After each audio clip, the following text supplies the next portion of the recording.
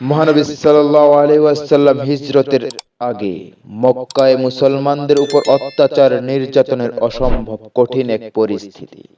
তাকে উপেক্ষা করে মক্কার বাইতুল্লাহ প্রাঙ্গণে মহানবী সাল্লাল্লাহু আলাইহি ওয়াসাল্লাম এর সাহাবী হযরত আব্দুল্লাহ ইবনে মাসউদ রাদিয়াল্লাহু তাআলা আনহু প্রকাশ্যে কুরআন তেলাওয়াত করার সিদ্ধান্ত নেন।